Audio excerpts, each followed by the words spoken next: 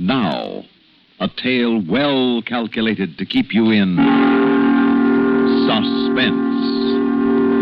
In a moment, Act One of Perchance to Dream, starring Paul McGrath as Dr. Locke, and written especially for Suspense by Bob Corcoran.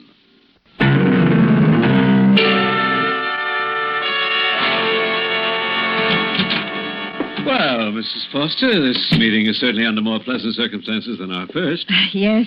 I'll never forget the day you called me, Dr. Locke. Please sit down. Thank you. But now you're giving my husband back to me fully recovered, and I do want to thank you for all you've done. Yes. Dr. Locke, is anything wrong? Isn't Paul all right? Well, Mrs. Foster, this is a general hospital, and as far as the abrasions, broken arm, skull fracture are concerned, we were able to effect a complete recovery. But, What is it? What's wrong? Now, when you visited your husband here, did he ever mention Ernest Masterson? No. He's the man whose wife... Was killed by your husband's car.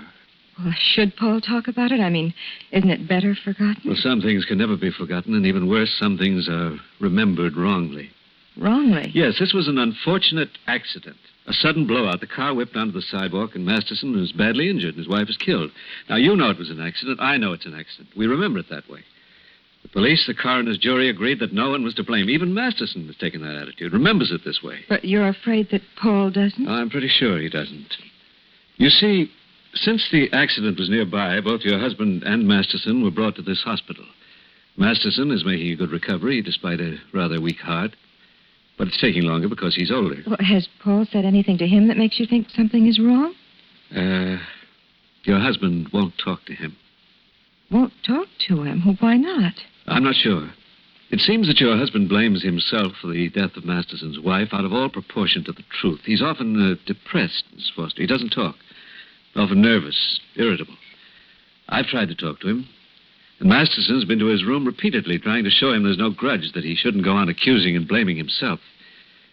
But we haven't been able to do a thing. Guilt is a burden not easily thrown down, and it can become unbearable. Well, can't we do something? I suggested a psychiatrist might come in and talk with him. He was very clear in his refusal. Doctor, just what do you think? Well, I think, Mrs. Foster, that he's acted as his own judge and jury, and no one else was allowed at the trial, and I'm afraid the verdict was guilty. Are you sure of this verdict? That's not very scientific, I know, but I do know that something is wrong. And that something might happen? It's possible. And since it is possible, I must tell you of it, no matter how much it might upset you or how wrong I might be, and I hope I'm wrong. What might happen? Well, guilt is a terrible lever. Expiation is often the only thing powerful enough to pacify it. It's possible, in expiation and trying to make atonement for the wrong he feels he's done, that to judge and jury, he might add executioner.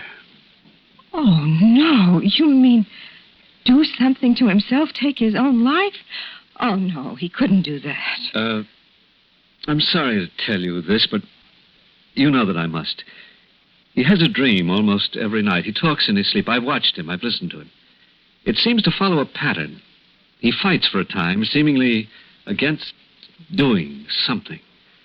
Then the struggle is suddenly over. He gives in. This resistance period is getting shorter. Soon it may be gone altogether. In this dream, he commits suicide? Believe me, Mrs. Foster, when a mind is obsessed by a compulsion, nothing is out of the question. Now, I've asked him about this dream. He seems confused. He either will not or cannot tell me. What can we do to help him? I'll do anything you say. Don't let him see that we've been discussing this. Yes, sir, come in. Well, down to get the old man out. Hello, darling. You look wonderful. I feel wonderful. I'd like to thank you for everything, Doctor.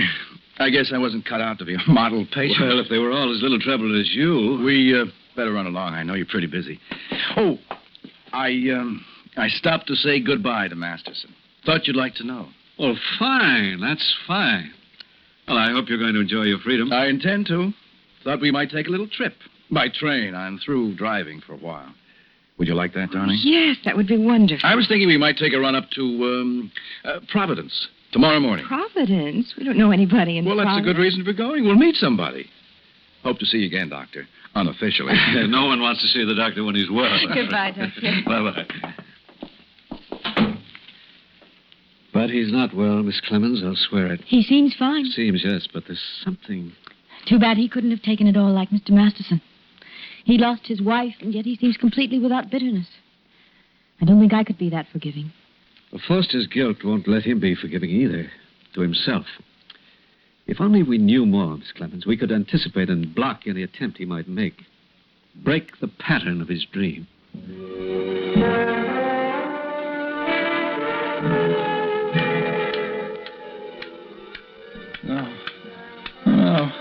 No, not that. No, I didn't mean to kill her. I didn't. Please, I can't. I won't. I can't. Oh, I'm sorry. Oh, I'm so sorry. Don't make me. Paul? No. Oh, darling, wake up. I'm sorry. Oh, please, wake up, darling. Paul, can't you hear me? Darling, you're dreaming. What? Paul, are you all right? Oh, Mary. Darling, what's the matter? What were you dreaming about? I can't remember. There's just shadows. I'm all confused. I don't know. All right. It's all right now, darling. It doesn't matter. Come on now. You go back to sleep. Huh? We've got a long train ride tomorrow. Mary, I don't think you should come with me to Providence. Why not? Darling, why not? I don't know. But you'd better let me go alone. No, Yes, let Paul Foster, you're not leaving me behind. I want to meet somebody in Providence, too. But, Mary... No. Now, my mind is small, but it is firm. I'm going with you. All right, Mary. Good night, darling. Good night. Good night.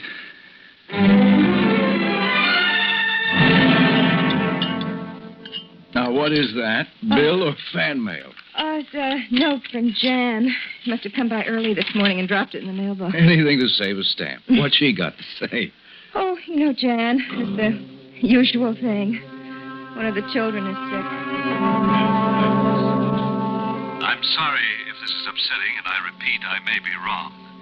But just to be safe, check his luggage in case. Just in case there's a gun or any other weapon. You still worrying about Mr. Foster, Doctor? Huh? Well, you're getting so you can read my mind, Miss Clemens, and I'm getting so I can't get him out of it. Oh. If I only knew more. I wonder if Masterson might know something that might help. It's worth a try. But I didn't want to bother him about Foster. Didn't think he could help. But now, at least it would be doing something. Will you get him, please, Miss Clemens? He'll be glad to help, and the walk from his room will do him good.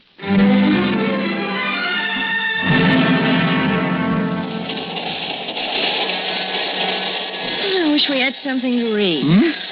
Oh, sure. That's the way it always is. Rush for the train and forget the essentials. I think I'll take a walk. All right, darling. But you be good and you be careful your first day out of the hospital. It's a promise. Check his luggage in case. Just in case.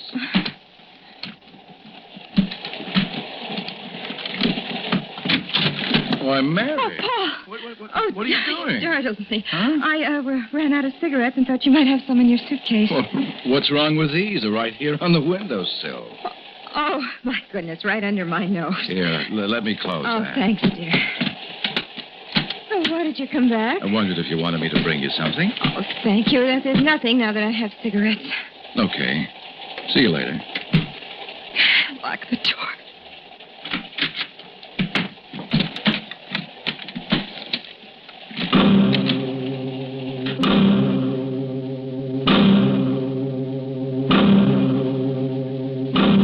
I'm sorry to bother you, Mr. Masterson. Oh, no bother at all. Glad to have somebody to talk to. I like to walk, but the chair still feels good. Yes. I guess the old ticker gets a little overworked. Miss Clemens said you wanted to talk to me about Foster? That's right. I guess maybe then this note Foster left me yesterday might make some sense to you. Oh? I got it here someplace. Good. He came to say goodbye. Real nice of him. I was sleeping, so he left me a note. Here it is. I don't rightly understand what he means. Miss Clemens said you think he might do something to himself on account of what he done to me and Ellen. Is that right, Doc? Yes, but listen, note. Have I been right about the danger and wrong about... Soon you can really forgive me. I will even the score. What does that mean, even the score? Maybe he means like it says in the Bible. A tooth for a tooth. Killing himself won't do that. Won't do no good at all. Won't bring Ellen back. She is the dearest thing I had in the whole world. And to even the score, Foster would have to lose the dearest thing he... His wife? Maybe subconsciously he's got some fantastic idea, because of the guilt he feels, that he must make you and himself equal in the way that he made you unequal. Good Lord. Maybe it's not suicide we're faced with, but murder.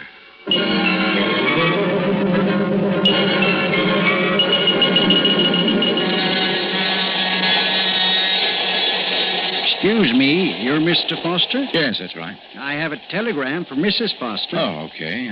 I'll take it. Fine. Thank you. Thank you. A telegram.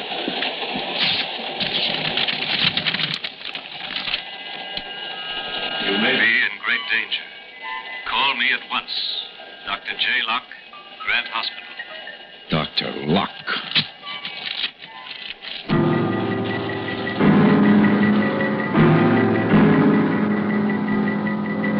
Why doesn't she call? Mr. Masterson, I want you to help me some more. I've got to get a line on what he's thinking, consciously or subconsciously, what he may do. Why did he want to go to Providence? Now think back. Try to remember anything you can, anything at all you know about him. Oh, gosh, Doc, I don't remember much. I tried to put it all out of my mind. I know, and I'm sorry to have to ask you, but Mrs. Foster's life may depend on your remembering. Yeah, sure, Doc, sure. Well, Foster's a salesman. I guess you know that. Yes. Huh? He's always traveling around. I heard that the night before the accident, he stopped over in a town called... I can't remember. The night before the accident. The last night that you and he were even. The last night both your wives were alive. Yeah, I guess it was. He drove right down from there, and then... I always thought a man walked on the outside to protect the woman. My doing that didn't keep Ellen from being killed. Please try to remember the name of the town, the last town he stayed at. Now try. I'm sorry, Doc. I just don't seem to... Wait a minute. Abby. Abby something. Yeah. I remember. Abington. That was it, Abington. Do you know where it is? No, it's up along the coast somewhere, but I ain't sure. I wonder if it could be on the run between here and Providence.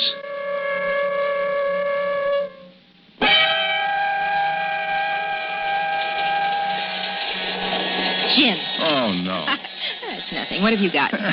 Too much. There. Oh, beautiful. 20, 30, 40, 67, 9. 69. Hey, I'm going to keep score. Give me your pencil, huh? Yeah. I've got a feeling this is going to be my lucky day. Oh, it's inside pocket of my jacket. There, behind you. I'll Mary. make them redo the old saying to lucky at cards and love. Now, can I use this timetable for a scorecard? Sure. Huh? Something wrong? We are going to Providence, aren't we? That's the plan. Why? Oh, nothing. I just wondered why there was this heavy line drawn around Abington.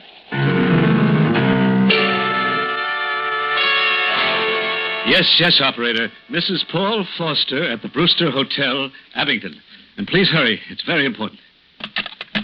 Well, it's a break that there's only one hotel in the town. I sure do hope you'll get her all right. I gotta admit, it all sounds pretty wild to me. Dreams and making restitution back there and all. I know you're a mighty smart fella, Doc, but you know what I mean. Yes, I do very well, Mr. Masterson. And I agree, but there's always the chance.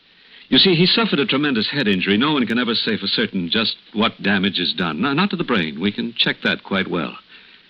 But damage to the mind, that's quite a different matter. People can do crazy things, all right. If we can just get her away from him until we're sure. Dr. Locke. Yes? Oh, well, can't Watkins handle it? Oh, all right. I'll be right there. Mr. Masterson, will you stay at this phone? I'll be right back.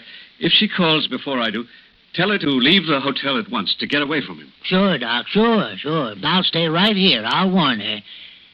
I wouldn't want her hurt like Ellen was. Well, Mrs. Foster's life may depend on it. Yeah, I know that.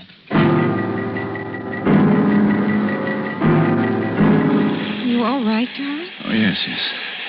Once the pain goes. I'm all right now. Do you often get that terrible pain in your head? You never mentioned it. It's nothing, really. I'm fine now. Gee, I'm sorry I had to drag you off the train. I just couldn't stand being cooped up any longer, and the noise... I know. It was getting on my nerves, too. Anyway, as long as I'm with you, I'll get off any train, any time, any place. Come on. We better hunt up a hotel, if this burg has one. What? Look at that. What? That sign. Now, there's coincidence for you. Seems we came to Abington after all.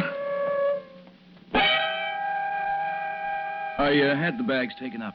You go ahead. I'll be up a little later. Why don't you come now, dear? Oh, Mary, don't worry. I'm just going to take a walk. Get the train out of my system. You're sure you're all right? I'm positive. All right. I'll see you soon.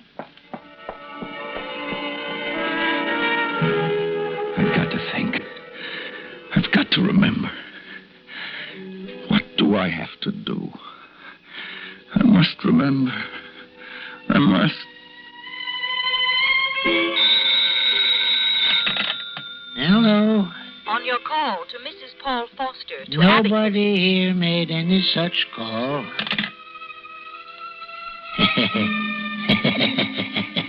You hear that, Ellen? You hear? Nobody warned you, did they? I don't feel so good. My chest is tight. The heart's beating awful fast. There's too much excitement. Hello? Is this Dr. Locke's office? Yes? Ready with your call to Mrs. Paul Foster at Abington. Go ahead, please. Hello? This is Mrs. Foster. Who's calling? Hello? Is there anybody on the line? The party that made the call. He ain't here. He's gone. Well, who made the call? Nobody knew we were here. I don't know. Don't know nothing about it. Guess it was all just a mistake. Yeah. Just a mistake. A mistake. Like Ellen getting killed. Did she call? Did you talk to her? Mr. Masterson? Huh? Miss Clemens said there was a call. Did you talk to Mrs. Foster? No. I didn't. She wasn't there. You told the operator to try again. You left word for her to call back? Well, I don't rightly remember. It's all kind of confusing. I don't feel so good. Yes. My chest is all tight. Yes, it's all right now. I understand. You just take it easy. Operator, will you, on that call to Mrs. Foster at Abington, will you please try again? Very well, sir. I'll ring it again and call you. And please hurry. Oh, if only we're in time. Doc, you believe what it says in the Bible? Vengeance is mine, saith the Lord. Yes, I do. If only we were sure that Foster does. Well, you've been a big help, Mr. Masterson. It's the least I could do. No sense in depriving him of his wife just because he deprived me of mine.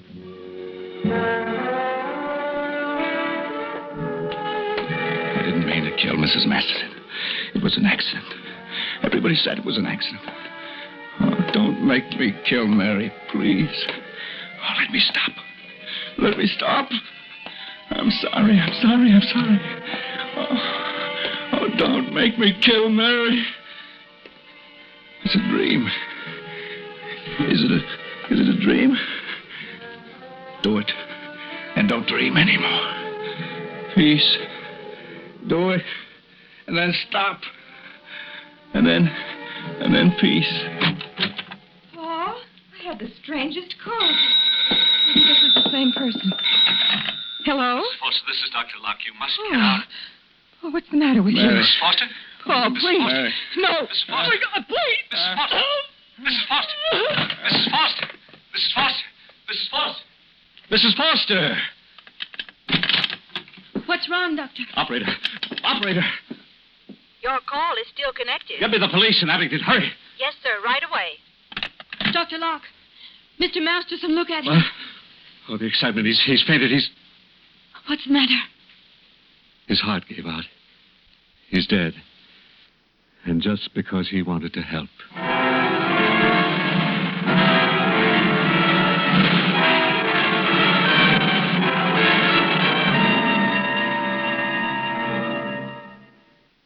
Suspense. You've been listening to Perchance to Dream. Paul McGrath is Dr. Locke, and written especially for Suspense by Bob Corcoran. In a moment, a word about next week's story of Suspense. Suspense is produced and directed by Bruno Zerato Jr., music supervision by Ethel Huber. Featured in tonight's story were Terry Keane, Bernard Grant, Bob Dryden, Guy Repp, and Tony Darnay. Listen again next week when we return with Memory of a Murder, written by John Robert. Another tale well calculated to keep you in suspense.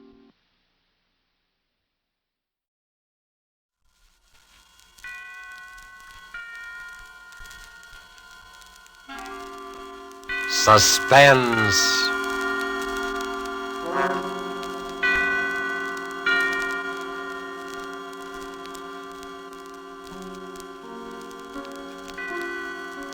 This is the Man in Black, here again to introduce Columbia's program, Suspense. Tonight from Hollywood, we bring you two of America's most artful and distinguished stars. From the Metro-Goldwyn-Mayer Studios comes Mr. Robert Young, and from Warner Brothers, Miss Geraldine Fitzgerald. Mr. Young and Miss Fitzgerald are with us to play in an unusual tale by the unusual James Thurber. An excerpt from the book, My World and Welcome to It, called A Friend to Alexander, adapted for radio by Freya Howard, is tonight's study in suspense. If you've been with us before, you will know that suspense is compounded of mystery and suspicion and dangerous adventure. In this series are tales calculated to intrigue you, to stir your nerves, to offer you a precarious situation, and then withhold the solution until the last possible moment. And so it is with Mr. Thurber's poignant and strange story, and the performances of Robert Young as the man who was a friend to Alexander, and of Geraldine Fitzgerald as his wife Bess, who relates these events to us. We again hope to keep you in suspense.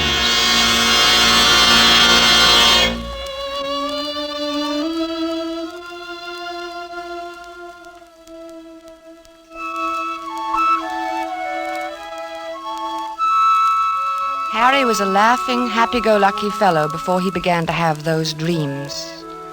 I guess he was pretty much like dozens of other men who go to work every morning, settle down in soft chairs with their newspapers after dinner, and like a weekend in the country now and then. He was fond of easy living and good times. Like everyone else, he talked of the war, rationing, tires, and his golf scores. Until those nightmares began to plague him. At first, I was amused. You know, I've been dreaming about Aaron Burr every night. What for? Well, how do I know what for?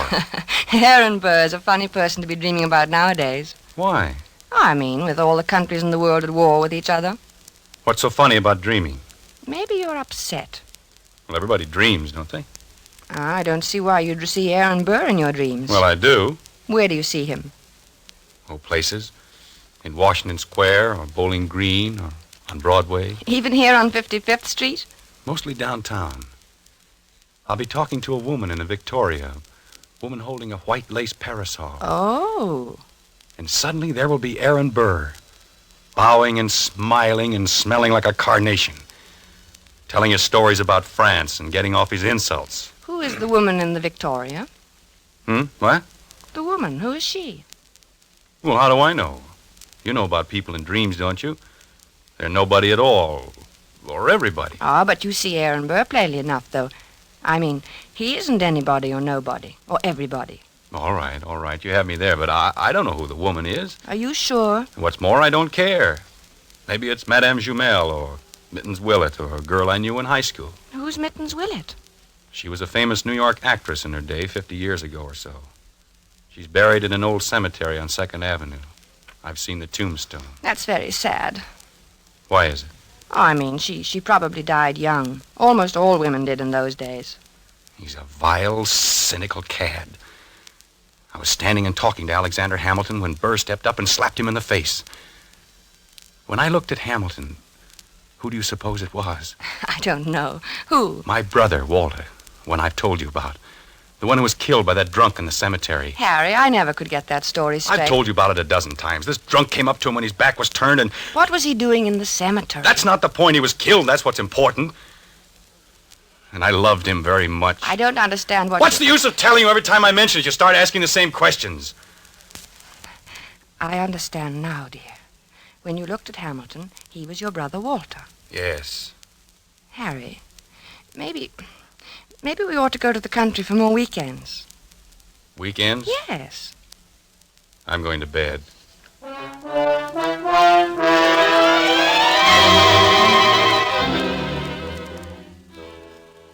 For a time that evening, I worried about Harry. Not about his dream. Why shouldn't he dream? But I wondered about his health. He looked so worried somehow, so unlike himself. I was glad when he went to bed. A good night's sleep was just what he needed, I thought. How could I know? The next morning, we were quietly eating our grapefruit when Harry flung down his spoon. I wish he'd go back to France and stay there, him and his la-la. Who, dear? Oh, you mean Aaron Burr. Did you dream about him again? Yes, he said la-la to me. Why should he say la-la? I was at the tavern and we were drinking ale, and I said something funny. I don't remember what it was. Something amusing about what Ben Franklin had said to Washington once. It was one of those things, you know. No, I don't. Have some more coffee, dear. I don't want any coffee. I made this remark and everyone laughed. Everyone but Burr, that is. He sort of sniffed, and then he said, la-la. Well, why not? I mean, is there anything wrong about him saying la-la? It was the way he said it. He was sneering at me. They all noticed it. Who, dear? Who noticed The it? others, all of them. And Hamilton. I was there with Hamilton. It was swell until Burr came in. Aaron Burr. I don't see why you dream about him all the time. Don't you think you should take some luminol? I'm not sick, I tell you. I know what I'm dreaming. I just thought, well, it's always Burr, and that seems odd. Well, why? Why shouldn't I dream about Burr if I want to? But you don't want to. No, but I can't help it. Everywhere I go with Alexander, sooner or later Burr shows up and makes those nasty remarks. Last night he elbowed Alexander out of his way. Did it deliberately. Alexander? Hamilton. Oh, Alexander Hamilton. Yes, goodness knows I'm familiar enough with him by this time to call him by his first name.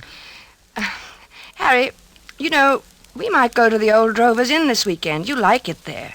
Hamilton has become not only my brother Walter, but practically every other guy I've ever liked. Don't you like the old Drovers Inn anymore? Isn't it natural that Hamilton should represent my brother and guys I like? That's natural, isn't it? Yes, I suppose it is. Well, then why are you looking at me like that? You know, dear, I wish you'd go and see Dr. Fox. I don't want to see Dr. Fox. I want Aaron Burr to stop sneering at me in my clothes. He looks at me and his lips curl up and he says, "La, Mr. Andrews, what odd taste you have." I wish you'd go and see Dr. Fox. I'm going to the zoo and feed popcorn to the rhinoceros. That makes things seem right. For a little while, anyway.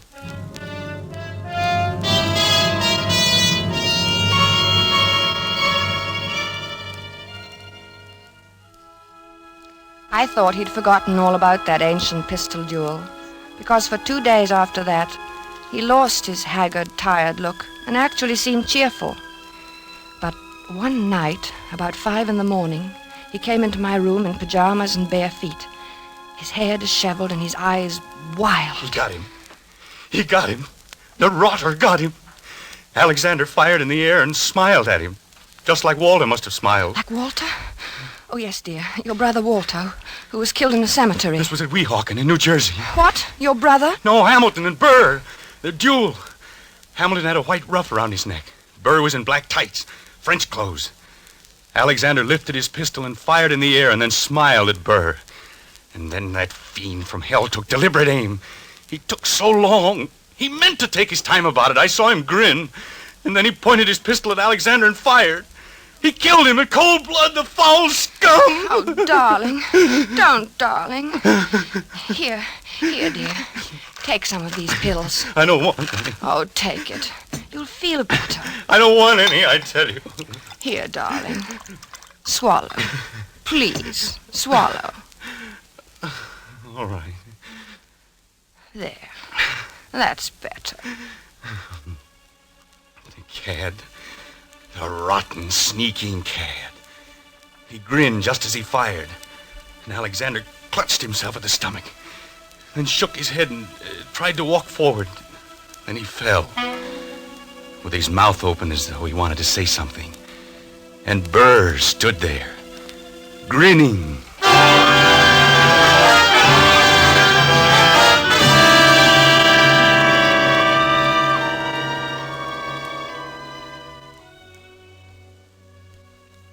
He was better after that, but I kept urging him to see Dr. Fox.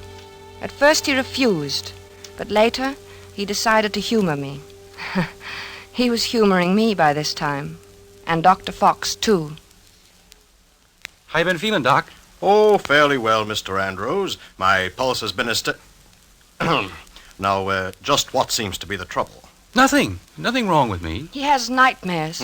You look a little underweight. Perhaps your diet. Oh, I'm not underweight. Overweight, maybe, but not underweight. Getting enough exercise? Same as usual. He's worried about something. He always has this same dream. Aha, a dream, eh? What kind of a dream? Just a plain old dream. Aha. No, it isn't.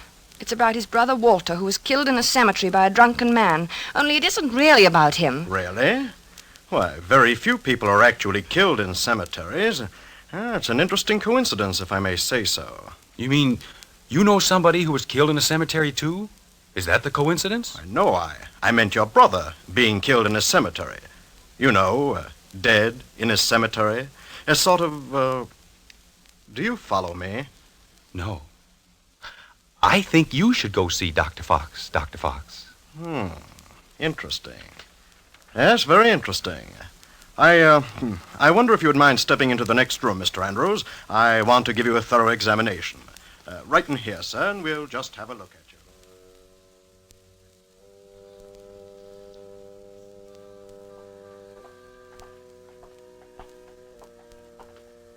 Well, I hope you're satisfied. You heard what he said. There's nothing the matter with me at all. I'm glad your heart is so fine. He said so, you know. He said your heart is fine. Sure, it's fine. My heart's fine. Everything's fine. And you know what I was thinking? No, what? I was just thinking that now that Alexander Hamilton is dead, why, you won't see any more of Aaron Burr. Yeah. Yeah, I guess you're right.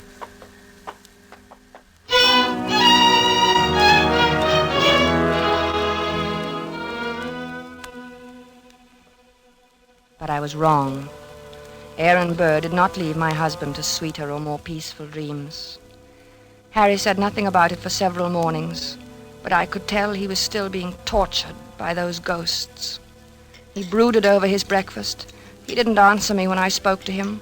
I dropped my butter knife, and he jumped. What was that? Only my knife. Oh. Harry, are you still dreaming about that man? Oh, I wish I hadn't told you about it. Forget it, will you? I can't forget it with you going on this way. Can't you forget I mentioned it? Maybe you should see a psychiatrist. Oh, bosh. What does he do now? What does who do? Aaron Burr. I don't see why he keeps coming into your dreams now. He goes around bragging that he did it with his eyes closed. Says he didn't even look. Didn't look when? When he killed Alexander in that duel. Well, what? He claims he can hit the ace of spades at 30 paces blindfolded. Furthermore, since you ask what he does, he jostles me at parties now. I think you should stay out of this, Harry. It wasn't any business of yours anyway. And it happened so long ago. I'm not getting into anything. It's getting into me. Can't you see that? I see that we've got to get you away from here. Oh, maybe if you slept someplace else for a few nights, you wouldn't dream about him anymore. I don't know. Let's go to the country tomorrow. We'll stay at the Lime Rock Lodge. Bess, why can't we visit the Crowleys? They live in the country. All right, fine. Bob has a pistol, and we could do a little target shooting. What do you want a pistol for? Plenty of open space. I'd think you'd want to get away from shooting. Yes. Sure, dear.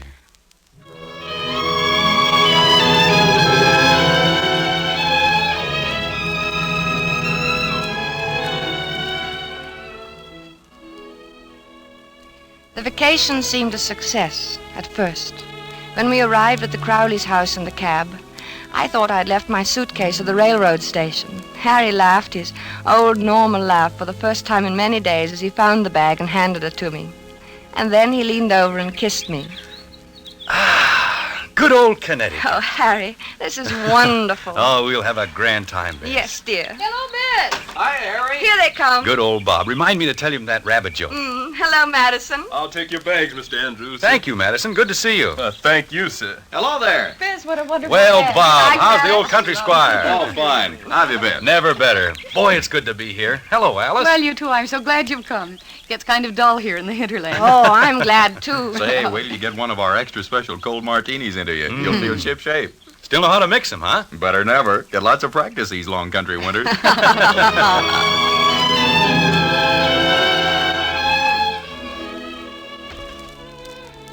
Oh, it was grand, seeing Harry's face relaxed and smiling over his cocktail glass.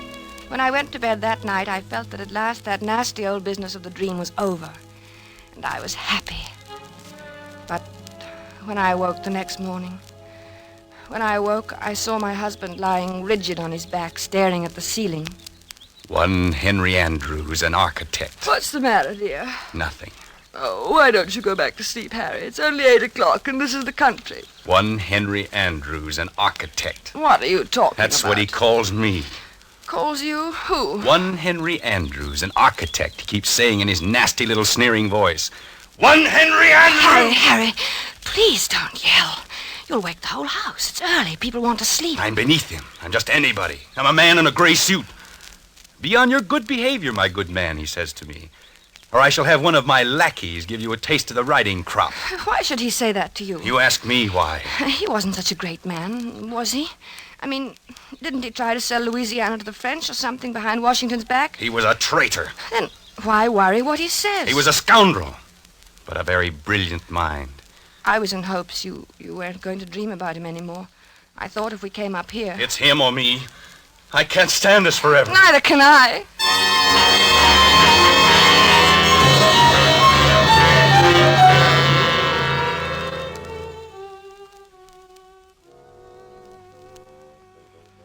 As I had expected, Harry spent most of the afternoon with Bob shooting at targets. At first they just aimed at the paper squares. It all seemed to be good-natured and in fun. After a while, Harry stood with his back to the dead tree trunk on which the targets were nailed. Then he walked 30 paces ahead in a stiff-legged manner, and his face was set in stern lines. His revolver was at arm's length above his head when he turned suddenly and fired. Bob dropped to the ground, scared. Hey, what's the big idea, Harry? But Harry didn't answer. He started to walk back to that dead tree trunk again.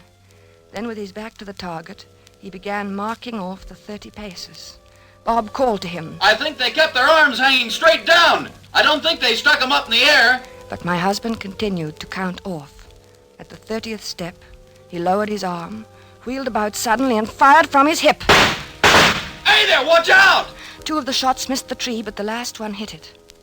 Like a mechanical man or someone in a trance, Harry began to walk back to the tree again without a word, his lips tight, his eyes bright, his breathing coming fast. And look, it's my turn! But Harry about-faced and stalked on. This time when he fired, his eyes were closed. Poor Bob didn't know what to make of this strange behavior. Hey, good heavens, man, give me that gun, will you? Without a protest, Harry let him have it. For the first time, he spoke. I need a lot more practice, I guess. Well, not with me standing around. Come on, let's get back to the house and shake up a drink. Gee, I've got the jumps. I need a lot more practice.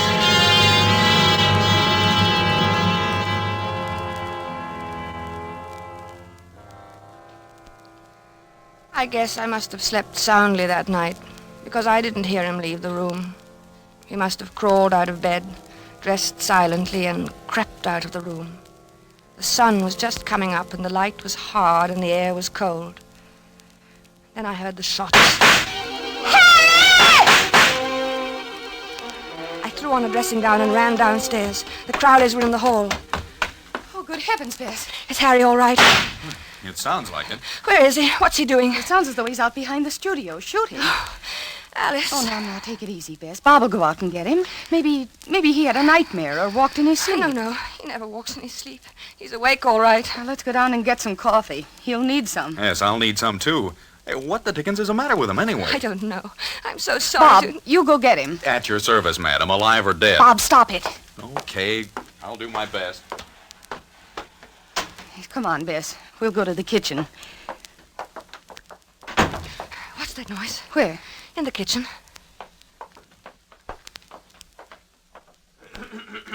Oh, it's you, Madison. Yes, ma'am. Well, you're shaking. I was just wondering, ma'am. No. It's all right, Madison. You go on back to bed. Clothita was scared, ma'am, and I thought... Well, you tell Clothita that it's all right. Mr. Andrews is shooting a little. He couldn't sleep. Yes, ma'am. Yes.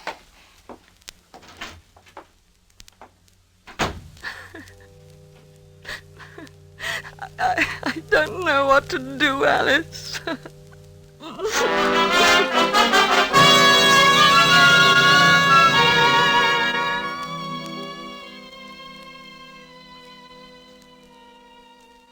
I guess the Crowleys were relieved when the cab came to drive us to the station early that day.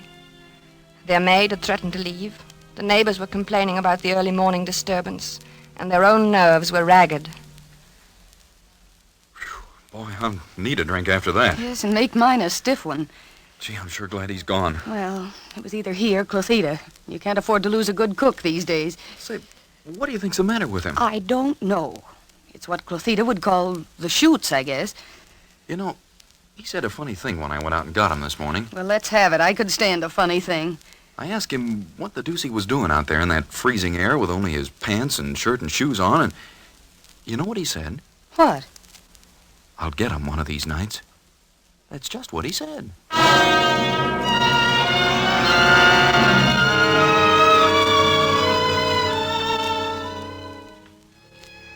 By this time, I was really frightened. When we returned to the city, Harry was a picture of gloom. Our first night back, I looked at him as he lay on the chaise longue in my bedroom in his blue dressing gown, smoking a cigarette. He was haggard and tired, and he kept biting his lower lip. I mixed a scotch and water nightcap for him. No, thanks. No liquor. I need a steady hand. Watch my hand. Does it tremble? No. Is it steady? Yes, very. That's good. That's very good. You need a steady hand, you know. For what, dear? Oh, things. Harry, will you sleep in my room tonight? No, you keep shaking me all night to keep me awake. You're afraid to let me meet him. Are you still on that? Why do you think everybody's better than I? I can outshoot him the best day he ever lived. Oh, of course, in the dear. waistcoat. Right next to the middle button. He has 3 big pearl buttons on his waistcoat. Came from France. Why don't you dream about somebody else? Anybody else, please. You'd like that, wouldn't you?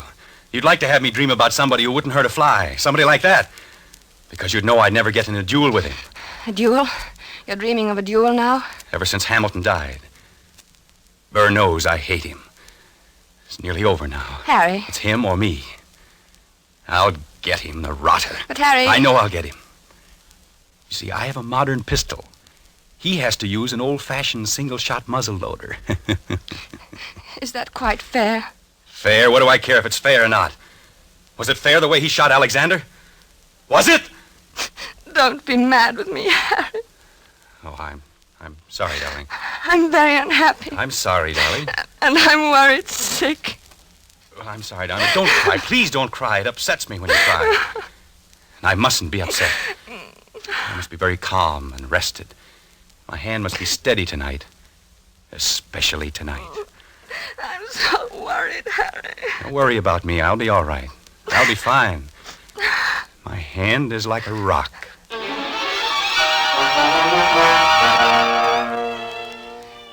Later, when I kissed him goodnight, I knew it was really goodbye. He didn't say anything, and neither did I. It's just that he seemed so far away, in another world, and each moment I felt that he was becoming more and more remote. Something told me he wasn't coming back.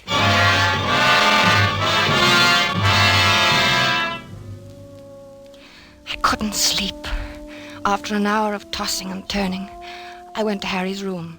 He was sleeping peacefully. I sat down in his chair and watched over him for a long while. Then, finally, I must have fallen asleep. A beautiful morning. It was about 5 a.m. when I awoke. Harry was talking in his sleep. Ah, yes, the doctor. Good of you to come, doctor.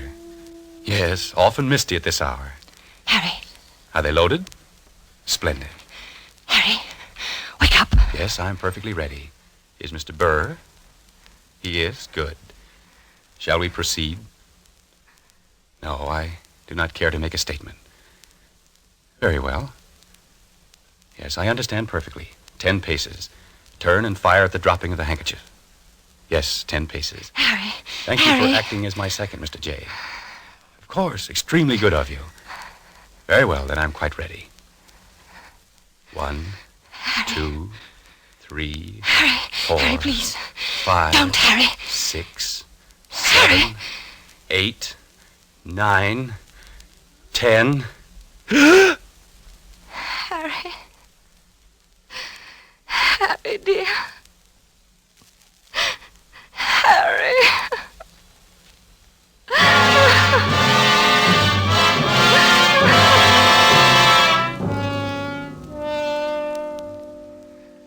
Dr. Fox was puzzled when he examined Harry the next morning. Extraordinary. His heart was as sound as $1 when I saw him the other day. He seemed to be fine, Dr. Fox. I can't understand it. What? Why his heart stopped as if he'd been shot. Shot? Yes. Of course, there are no gunshot wounds and no... Shot. Now, Mrs. Andrews. That's it. Shot. No, you'll have to calm yourself. You can't help him now. I should have known it would happen. I kept staring at Harry's right hand. The 3 fingers next to the index finger were closed stiffly on the palm, as if gripping the handle of a pistol. The taut thumb was doing its part to hold that invisible handle tightly and unwaveringly. But it was the index finger which held my eye the longest. I looked carefully to make sure I was right. Yes, it was so. That index finger was curved inward slightly, as if it were about to press the trigger of a pistol. So there had been a duel after all. Perhaps there was no gunshot wound. But Harry had been shot as surely as he was dead. Dr. Fox saw me staring and spoke to me. What are you looking at, Mrs. Andrews? Harry never even fired a shot. Aaron Burr killed him the way he killed Hamilton. Well, what are you talking about? Aaron Burr shot him through the heart. I knew he would. Yes, but there's no evidence to I knew he would. Then Dr. Fox put an arm around me. He looked at me gently and a bit frightened, the way I used to look at Harry when he told me about his dreams. He led me to his assistant and whispered something. He thought I didn't hear him, but I did. She's crazy. Stark, raving crazy. I let the assistant take me away. Maybe he thought I was crazy, too. But now I knew. Aaron Burr got Harry, just as he had killed Hamilton in that old quarrel long ago. I knew he would! I knew he would!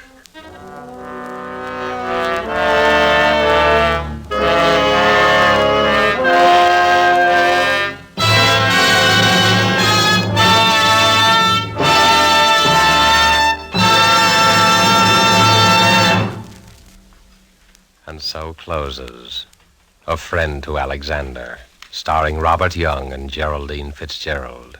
The James Thurber story, which was tonight's tale of Suspense.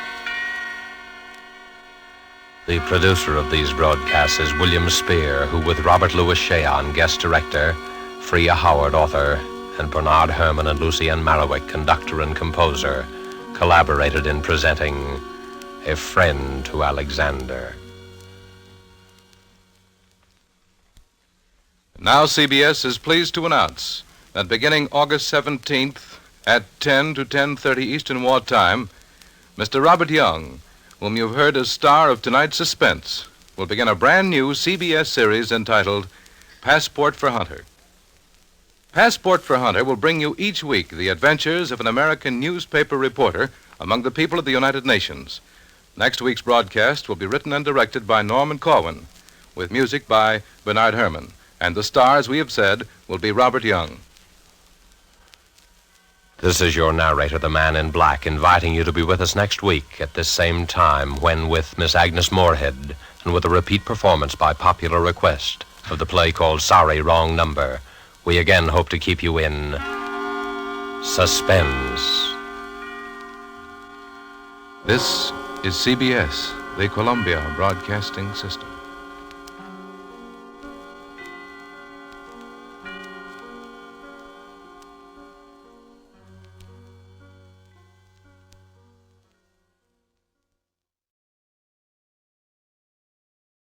Now, Roma Wines present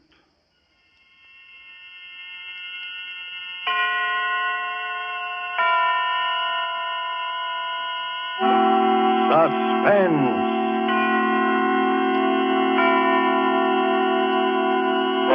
Tonight, You'll Never See Me Again, starring Joseph Cotton. Suspense is presented for your enjoyment by Roma Wines. That's R-O-M-A, Roma Wines. Those excellent California wines that can add so much pleasantness to the way you live, to your happiness in entertaining guests, to your enjoyment of everyday meals. Yes, right now a glassful would be very pleasant as Roma Wines bring you Suspense. This is the Man in Black, here for the Roma Wine Company of Fresno, California, who tonight from Hollywood bring you as star Mr. Joseph Cotton. And so with Cornell Woolrich's story of marriage and murder called You'll Never See Me Again, and with the performance of Mr. Cotton as an American husband named Ed Bliss, we again hope to keep you in suspense. So, you're walking out on me. What does it look like to you? Like you're walking out on me? Got everything you need? At least I'm glad you're showing your true colors. I'd rather have found it out now than later. Didn't take you long, did it, baby? If you're looking for your coat, it's in here. Thanks. Need any money? I don't need anything from you, including your wedding ring. There! And you know what you can do with it. Sure, hawk it. Well, pick a nice, quiet hotel. I don't have to pick a hotel. I'm no orphan. And when you get good and sick of it, come on back and maybe I'll still be here. You'll still be here. You'll never see me again as long as you live. You'll never see me again as long as you live.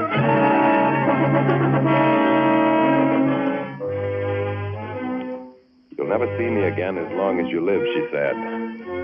If I'd known then what I know now, I guess that wouldn't have sounded so funny. All right. Maybe I'm not the easiest guy in the world to get along with, but it's perfectly natural for a couple to have at least one good fight after they've been married nearly 3 months. And I just wasn't going to be the first one to say uncle, that's all. Still, you don't wait around forever when your wife walks out on you, even if you are playing hard to get. So the third evening, I put in a call. I knew all along she'd head for her mother's place, and anyway, she'd practically told me where she was going when she left. Hello? Oh, hello. Is this Mrs. Alden? Yes. Oh, this is Ed, Janet's husband? Oh, yes. How is Janet? Isn't she there with you? With me? Why, no. Isn't she with you? No. That was all I needed to hear. I grabbed my hat and headed for the bus station. That was the only way she could have possibly gone to her mother's place at that time of night, by bus. First, I wanted to find out if there was anybody who could positively identify her as having left. The guy at the ticket office wasn't very bright. To West Hampton? Yeah. Well, seems like I remember somebody like that. It would have been Monday night, just about this time. West Hampton, Monday night. Yeah. Well, maybe. Couldn't be sure, though. Never mind. Give me a ticket. Where to? Where do you think? West Hampton.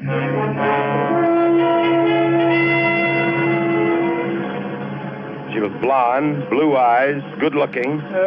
Sure. I remember her. Where'd you get off? I think it was West Hampton.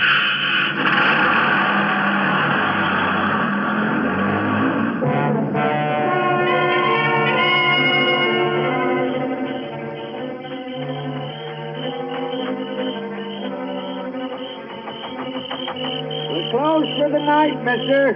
Pumps are all locked. I just wanted some information. Huh? Can you tell me where the Aldens live? Alden? Yeah. Oh, yeah, they're those new people. Yeah. Well, you go up the crossroad there and then turn to your left. Go on down the hill. It's the 4th driveway on your right. Did anyone ask you how to get there last Monday night? Oh, we're closed Monday. Thanks. It's the 4th driveway on your right.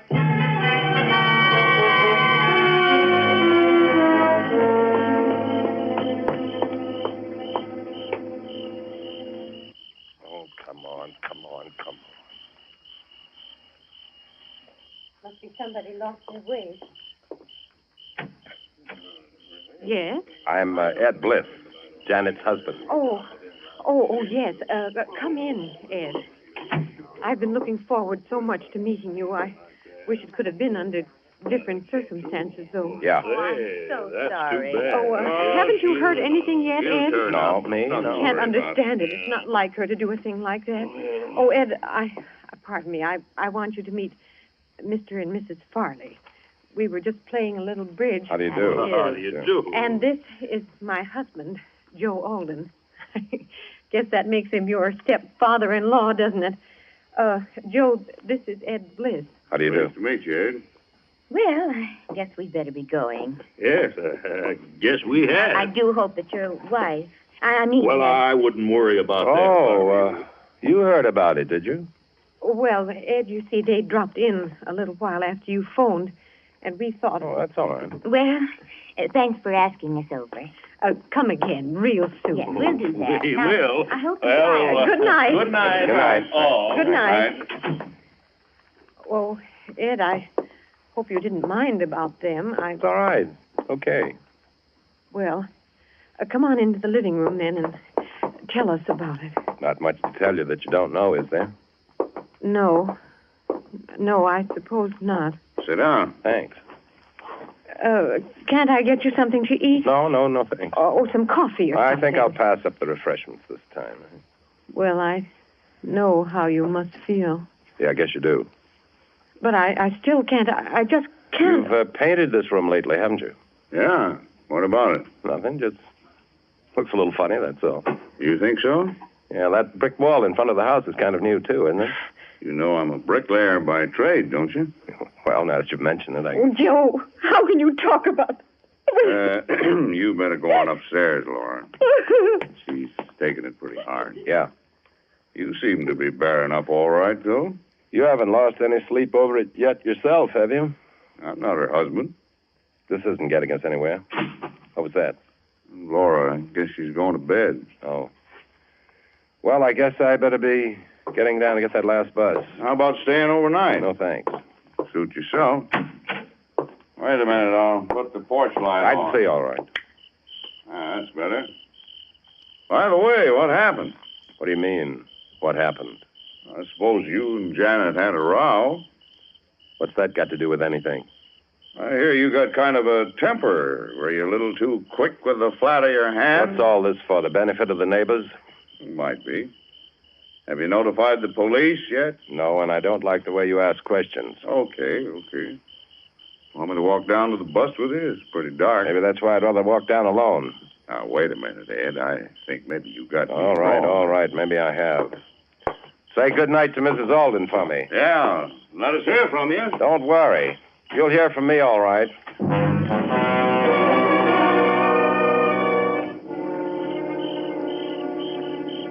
Still plenty dark when I got back to town, but I took the shortcut at the corner just the same, a path across a vacant lot. Between the lot and my house, there's a hedge. I was just going through it when I stopped cold. There was a light on in my house. Only it wasn't a regular light. It was the beam of a flashlight moving past the living room window.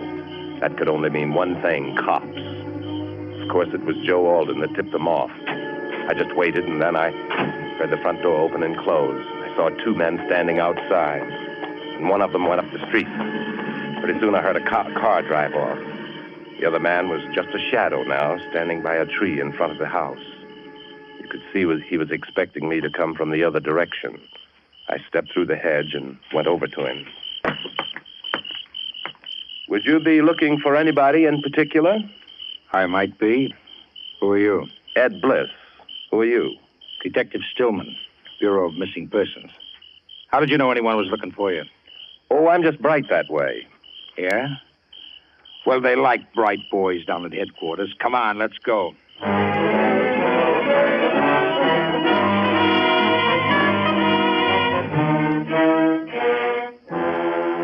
Tonight, for Suspense, Roma Wines are bringing you as star Mr. Joseph Cotton, whom you've heard in the first act of tonight's tale of Suspense.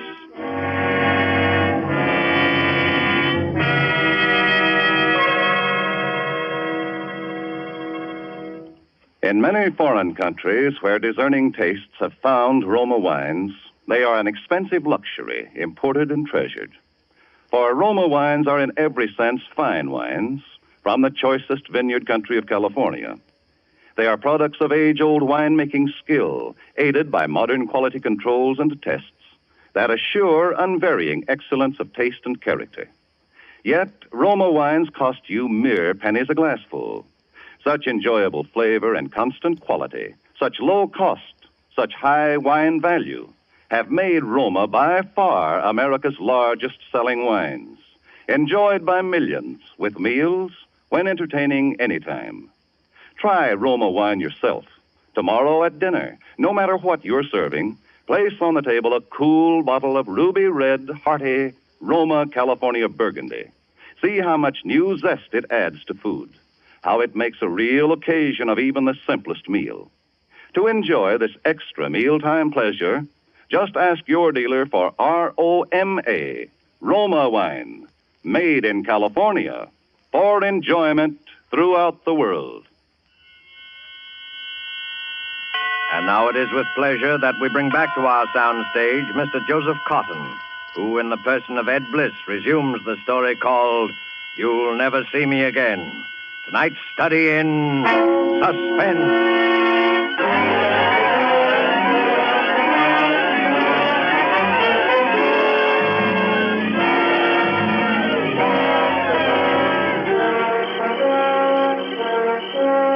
There in the shadows, watching my face.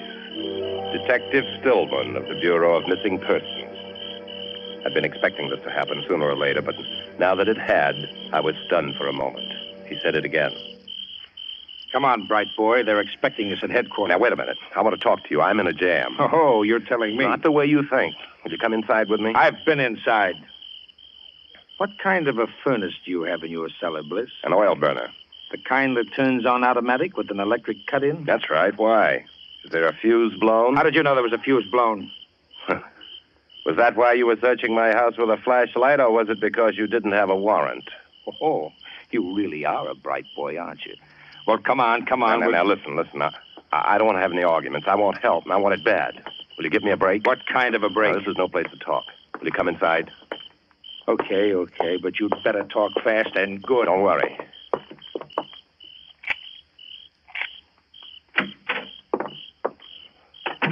Fuse box is right down here. Here, flash your light up here. Always keep a couple of fuses on top of it. Yeah, there we are. Let's go in the front room. After you. Okay.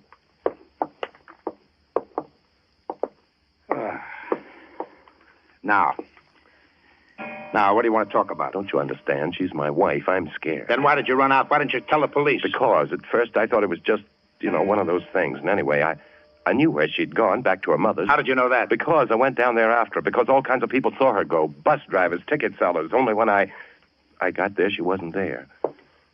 How much life insurance did you carry on her, Bliss? $25,000. Oh, it's quite a lot for a $75 a week architect, isn't it? Oh, her mother paid for it. A wedding present. For heaven's sake, what do you think I did? Bury it in the cellar or something? No, we know you didn't do that. We looked. Oh, cut it out, will you? I love her. We've only been married 3 months. Well, what do you want me to do? Give me a break. You take me down to headquarters now. It may be hours. Oh, it'll be hours, all right. In the meantime, if there's still a chance, there's got to be.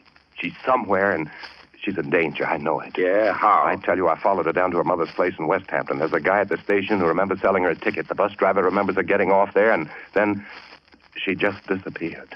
Then what? Well, I went down to her mother's house. They hadn't seen her. But there's something funny about it. There's something funny about her mother and that stepfather. There's something funny about that house and about that room. What room? That living room of theirs. Listen, you've got to let me help you find her. You've got to go down there to West Hampton with me because I've got a hunch somehow that I'm the only one who can find her. All right, Bliss. All right. I don't know why, but I believe you. You do? You'll go? Yeah. And I shouldn't believe you either because... Because what? What was your wife wearing when she ran out on you Monday night? What was she wearing? Yes. You must remember what she was wearing. Well, she was wearing a gray flannel suit, a skirt and jacket, a pink silk shirtwaist, patent leather high-heel shoes, and all those crazy little hats. Any baggage? Yeah, a little tan suitcase. You're sure of that? Sure. Well, that's why I shouldn't believe you. Why not? Because when you find somebody's clothes around, you usually start looking for the body right nearby. Well, what do you mean? They weren't burnt up because that fuse had blown. But we found every one of those things in the furnace down in your cellar about 20 minutes ago. When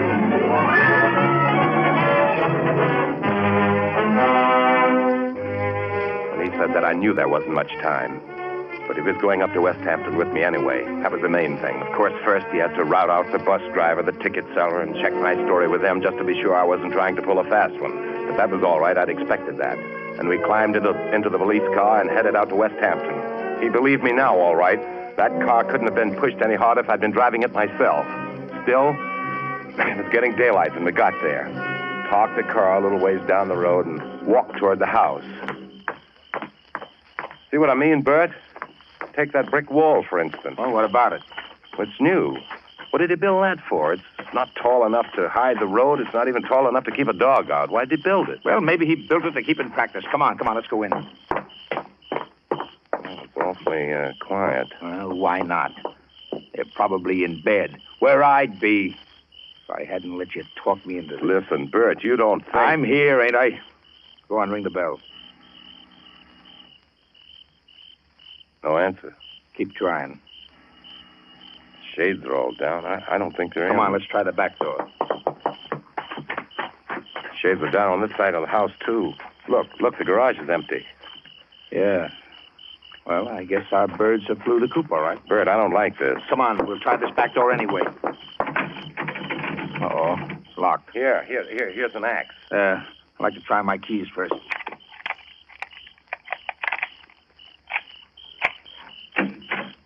There, that's got it. This the way to the front of the house? I guess so. I've never been back here. Yeah, this is it. Here's the front hall. There it is. What? That room. The living room I was telling you about. Well, what about it? Snap on the lights. All right, I still say, what about it? I don't know, but don't you get something funny about it? Oh, what? Well, the lights, or something about that fresh paint, the rug. There's something, though I know there's something. Oh, come on. We're wasting time. There's something screwy about the whole joint. We went over the place from top to bottom. I wanted to get back to that room, and time was awful important. But Bert Stillman wanted to look into everything, which was only right and natural, and Then we ran into something that was just about the last thing I expected. What's this door here? I don't know. I thought we'd covered everything on the ground floor before. It's locked. Yeah, it must be some sort of back bedroom. Oh, doggone it, the keys won't fit this one. Funny. Only room in the house that was locked. Well, maybe we've got what we're looking for. Give me that axe. Bert, don't you see, if she was here and they've gone, they must have taken her.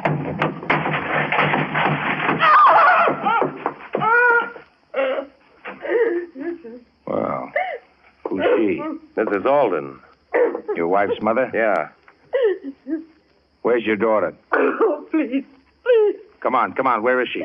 I don't know. Was she here? Yes, but Where is she now? I don't know. Did she leave with your husband? I don't. Why didn't you tell me she was here the other night? Joe told me not to. She was here, but the next morning Joe told me she'd left. And this morning he left. Look, what did you lock yourself up in here for? I knew when Joe left that something terrible. And when you came, I was frightened. I just... Come on, Ed. Where to? Don't you get it? For some reason, the stepfather's put the snatch on her. We've got to put a call through to headquarters. Get the highway patrols to watch for him. What about her? Oh, she comes along. Oh, please. Come on. Yes? There's something wrong about this. You bet your life there is. No, I mean, why would he do it? What motive would he have? You let me worry about the motive. You worry about your wife. Got some connection with what's wrong about that room, whatever it is. Will you forget about this room? We've got to get... I want to look just once more. I know there's something. Listen. Do you want your wife back or don't you? There's no... Bert, I've got it. You've got what? It's lopsided. Don't you see? It's not on the square. Are you crazy? Oh, no, I'm an architect. Look, the light's on in the middle of the ceiling. The window's on in the middle of the wall. So what? The design on the rug is wrong. It's cut off too close to that wall. Bert. What? That wall. That's why the room has just been repainted. That's why he built that brick wall in front of the house. I don't get it. One wall of this room is a dummy, built out in front of the real one. That's why the room looks lopsided. That's why he built a brick fence, to get bricks without arousing suspicion. Which wall? That one. And Bert, it must be hollow. Give me that axe. You don't think that Janet... Bert, give it to me. Let me. Get back, you hear me? Bert. Mrs. Alden. It's Janet. Answer me, Mrs. Alden. They've done us.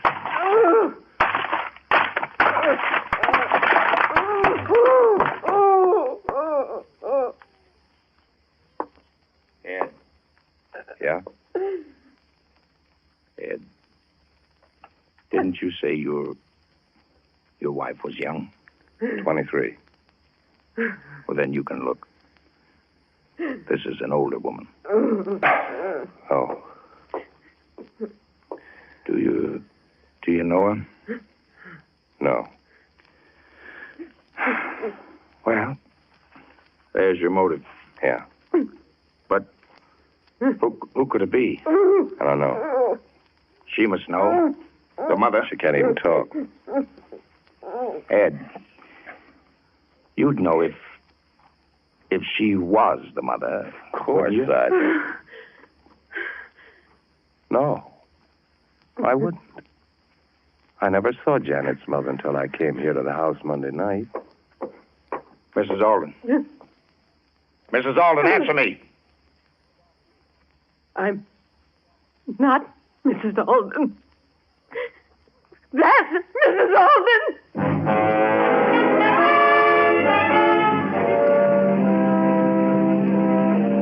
Just a question of time now, whether we'd get back there in time to stop it. It all fit together now, and what Brett didn't know, he got out of the woman on the way back. Did you know Joe Alden before? No. Not before I came to their house in Eastport to take care of her. I'm a nurse. And Joe and I... Uh-huh. Well, we... Who got the idea to kill her, you or Joe? He did. When he saw me giving her a sedative once. She was pretty sick. Oh, premeditated, huh? Why did he do it? Money, of course. She kept a lot of bonds around the house. That's what Joe wanted. Is that why you moved from Eastport to West Hampton? Yes. Nobody knew us in West Hampton. We moved in at night. They thought there was only two of us. They thought I was the real Mrs. Alden. When did he do it? About a week after we got there. one night. By morning, she was where you found her.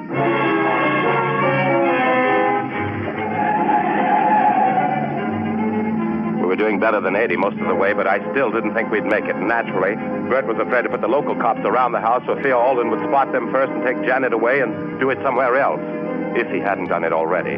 Because Bert Stillman had to picture Cole now. Janet had come to the West Hampton house and found her mother was missing before Alden had been able to make his getaway. So Alden had been made to kill Janet, too. Bert knew where he was taking her because of the clothes and the furnace in my house. That was a tip-off that Alden was going to try to plant it on me. It was the only break I had. At least I knew where to look if I could get there in time.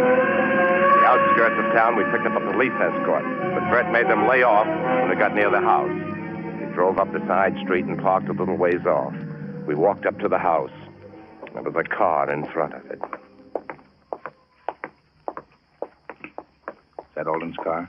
Yes. All right. You're coming in with this lady, but the first sound out of you and I'll shoot, and I mean that. I know. Got your keys, Ed? Yeah. Quiet now. Yeah. Look, there's a light. That's the door to the cellar. Come on, listen. He's digging. The light's gone out. He must have heard us. Put on your flashlight. Let's go. There he is. Ed, why, you... Hey, what'd you do that for? Killed my wife, didn't he? Switch on the light. Maybe it isn't too late yet. There she is. She's dead. Yes, yeah, chloroform. You smell it? Get that cloth off her face. Too late, can't you see? Yeah, I'm afraid... What are you doing carrying a gun, Ed? I got a permit.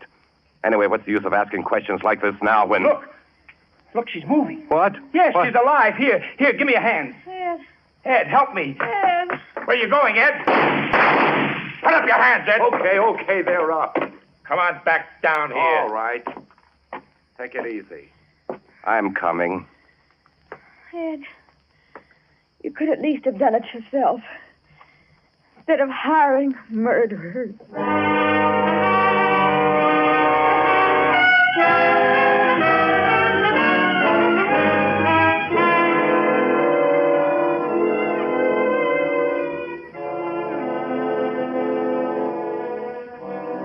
What did you do it for? The money? What do you think? For fun? Go ahead, talk. Anything to make you happy.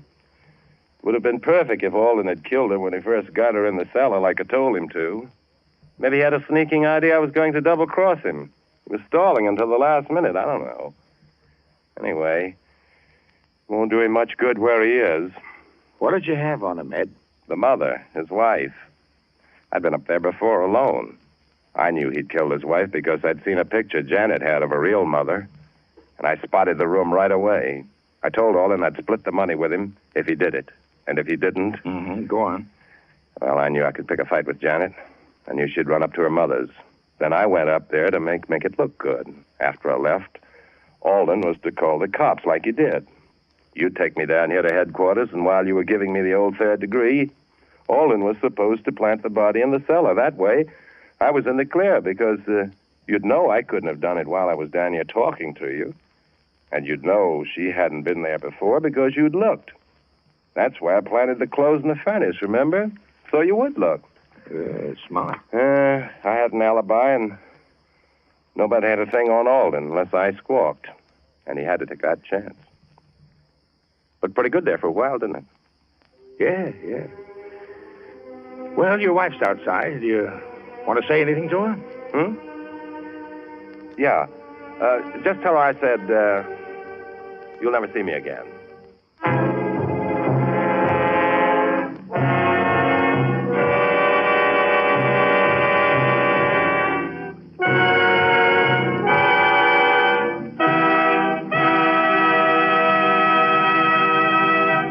And so closes You'll Never See Me Again, starring Joseph Cotton. Tonight's study in Suspense. Suspense is produced and directed by William Spier. To every woman listening tonight, I want to say a special word about making every dinner or supper you serve taste better. I want to urge you to start serving Roma wine with your meals. It's simple. The cost is very, very little. And it works magic in making food more enjoyable. You can serve Roma wine with any meal or any time in any kind of glass you wish. Serve it chilled. Try different kinds of Roma wine until you find those you enjoy most of all. Try hearty, red Roma California Burgundy or the delicately delicious Roma California Sauterne. The cost is only pennies a glass, but you'll find even a pickup supper tastes like a banquet. Get Roma wines today. If your dealer is temporarily out of them, please try again soon. Just ask for ROMA, Roma Wines, America's largest selling wines, made in California for enjoyment throughout the world. Joseph Cotton appeared through the courtesy of David O. Selznick and is currently being seen in the Selznick production Since You Went Away. Next Thursday, same time, you will hear Miss Merle Oberon as star of Suspense. Presented by Roma Wines, ROMA, made in California for enjoyment throughout the world. This is CBS, the Columbia Broadcasting System.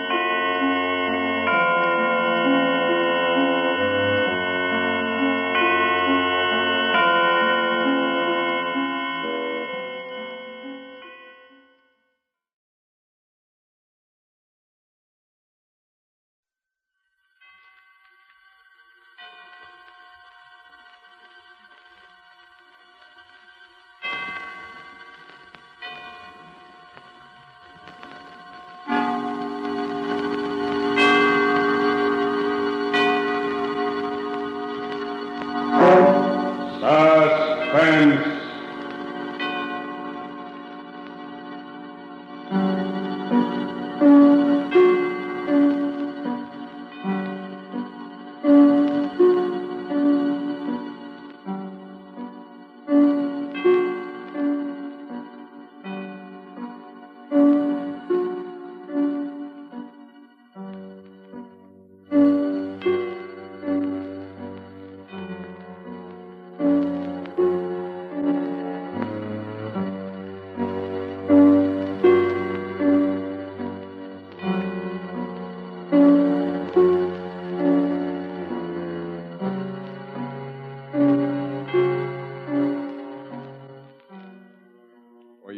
Men and women in the armed forces of the United Nations, we present one of America's top spine tinglers, a radio rebroadcast of a program dedicated to the mysterious, the unusual, and sometimes the supernatural.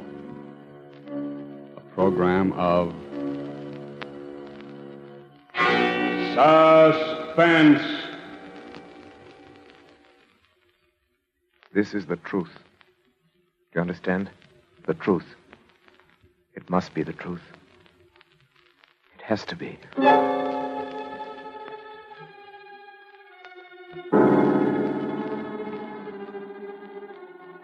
I, Robert Wensley Graham, a doctor and psychiatrist by profession, do hereby of my own free will and volition, albeit with deepest regret, make the following full and complete statement relative to that all but unbelievable series of events which has brought such disaster and misfortune to my house, particularly to my poor wife, Isabel.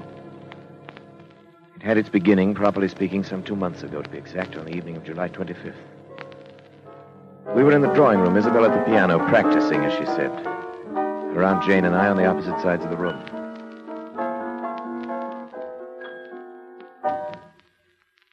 Isabel, what's the matter? I don't know. I can't seem to keep my mind on anything anymore, even my music. Nerves. Nerves? Isabel. Yes, Robert. I don't wish to distress you, but it's been going on for quite a little while now. It's not getting any better. I know. Let's not discuss it, shall we? You should let me prescribe treatment for you. I could prescribe something for her. You can do remarkable things now with just the common old drugs under proper control. Drugs. It's not drugs that she needs.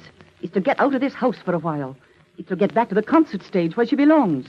It's work. Aunt Jane, please. I'm sorry. I don't believe in beating around the bush. You're an artist. You've got talent. There's no sense in your trying to subordinate yourself to somebody else. Aunt Jane, that's enough.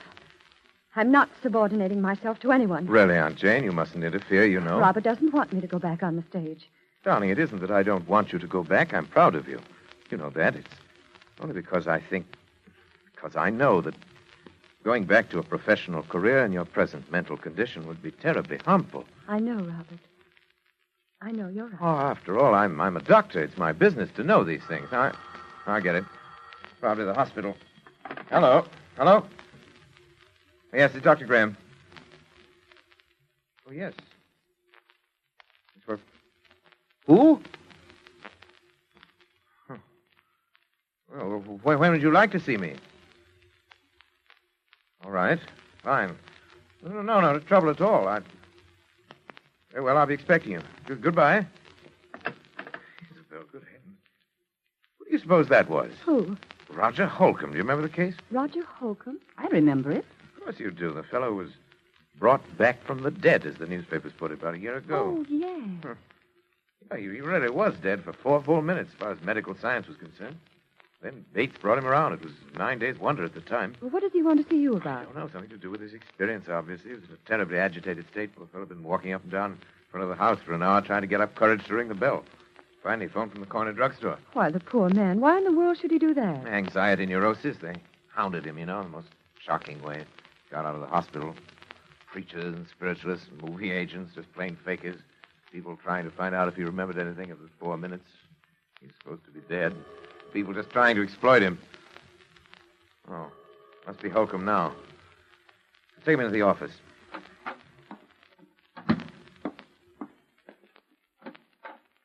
Dr. Graham? Yes, you're Roger Holcomb? Yes. Come in. Pleasure to meet you, Mr. Holcomb. Is it? You come this way, please. My office. Now just sit down anywhere. Lie down on the couch if you like. You look tired. I am tired. Tired unto death. Give me your hand, please. For heaven's sake, there's nothing wrong with my pulse. If that's all you think it is, I'll go. Why did you come to me, Mr. Holcomb? You know my history? Yes, most medical men do. Up until your disappearance. Yeah, most medical men do, all right. Then they tell me I'm crazy. Do you think you are, Mr. Holcomb? Oh, I see. You're like all the rest. Let go of me, please. Just a minute, Mr. Holcomb. You came to me for advice. For treatment. I suggest you tell me your story. Well, I was told you specialize in strange cases. Things that other men can't explain. And that's true in a way. You know what happened when I got out of the hospital. How they followed me, questioned me, hounded me day and night, trying to find out if I remembered anything, if I'd experienced anything beyond the grave. Yes, I remember that. Well, then you remember that my answer was always the same. That I remembered nothing. That I knew nothing. Well, I was wrong. Oh? What did you experience during those 4 minutes? I don't know. But it must have been something. Something I don't even dare to think about. How do you know this? Well, it happened the first time on a boat trip, which I'd taken to recover my health. I found myself chatting with a woman who was seated at my table in the dining saloon. She found occasion, as such women often will, to mention her age. She said, after all, I'm not yet 40. And then it happened. What happened? Well, from somewhere came crashing into my mind a certain knowledge of the exact day and year of that woman's birth. And with it, a compulsion to speak out. A compulsion which I could no more have resisted than I could have resisted breathing. I said, Madam, you were born in May, weren't you? May 30th. And she looked at me in utter astonishment. We'd never even seen each other before in our lives. And said, yes. And then I added the date, the year 1900. See, she was well over 40. She'd lied to me. Innocent enough thing, but I had known the truth. And I'd been forced to speak. And I have been ever since. This phenomena has occurred often? More times than I can remember.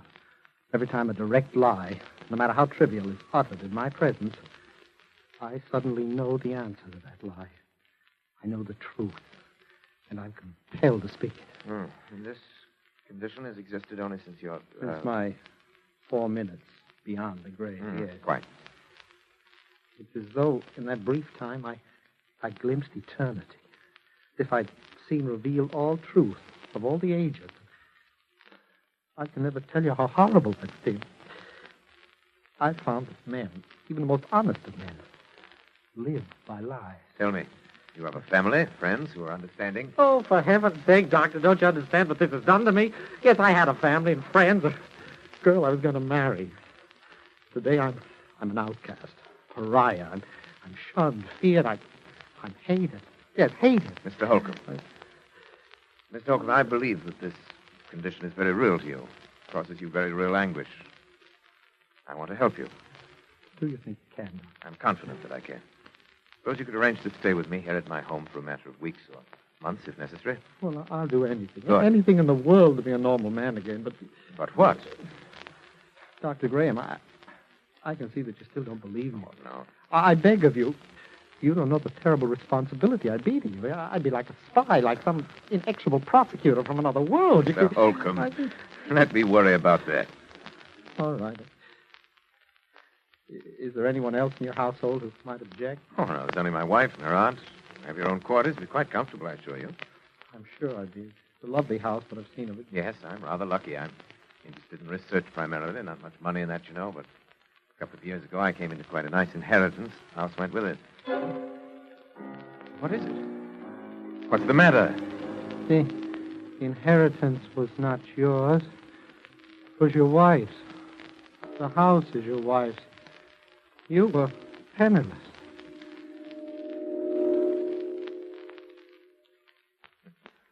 Well, that's true. I don't know why I lied to you. Pride, I suppose. I'm sorry. I told you I couldn't help it. No. I'll go now. Please. Mr. Holcomb, my fault. It's a small matter. But you see now that I want to help you. Do you believe me now? I believe, Mr. Holcomb, either that you are far more ill than I realized, or that in months to come, you and I must venture into a realm never before explored by mortal man.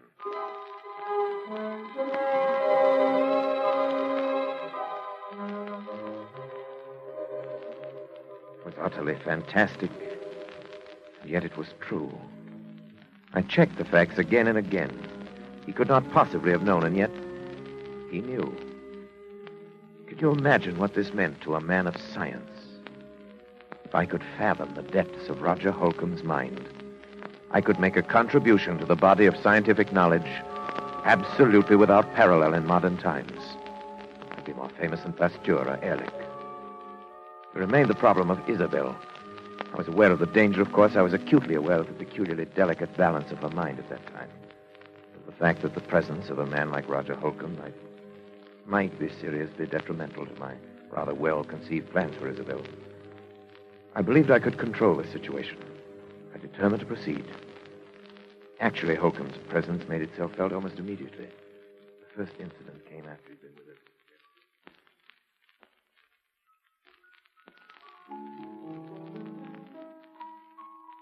Isabel, please stop that playing and listen to me. Aunt Jane, you know Robert has said I mustn't talk about it, that it's bad for me. I don't care what Robert said. But he's my doctor and my husband. And I'm not sure that he should be either. Aunt Jane, I don't know much about psychiatry, but I do know that making trouble between a husband and a wife... I'm not making anything that isn't there already, and you know it. Good heavens, girl. Look at yourself. Look what's happened to you since your marriage. I've been sick. He's made you sick. That's ridiculous. Maybe it's just that he's afraid of losing you. Maybe he's even afraid of losing your money. But I'm absolutely convinced that whether he's meant to or not, he's made you believe there's something the matter with you that isn't. Aunt Jane, I simply forbid you to talk this way. And now he brings this psychopath into the house. And don't bring Roger into it. He's Robert's patient. It's Robert's work, and it's none of our business. What about your own work? It doesn't matter. Doesn't matter? Aunt Jane, you simply don't understand. Robert is my husband. I trust him and I love him. Nothing can ever come between us. I'd destroy anything. I'd kill anyone who tried. Isabel, do something before it's too late. Do what? Get away. Leave him. Divorce him. Anything. Oh, I hope we're not interrupting. Of course not, darling. Hello, Roger. Hello, Isabel. Good afternoon. How are you feeling, Roger? I'm better, I think. I think it would be better if we didn't discuss our states of mind, Isabel. Oh, of course, I'm sorry. Well, would you like me to play something for you? You know, I think I'm beginning to get the feel of it again. Really, I do. You're sure we haven't interrupted some conversation? Of course not. We were just discussing how helpful you've been in getting Isabel back to her work again. Roger. No. No, you were not. You were telling Isabel to divorce her husband.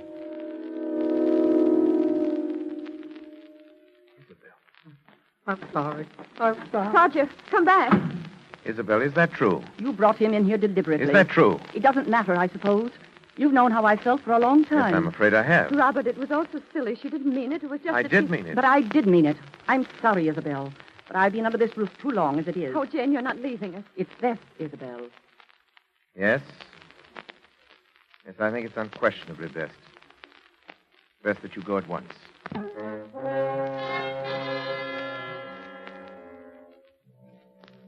She left us, of course.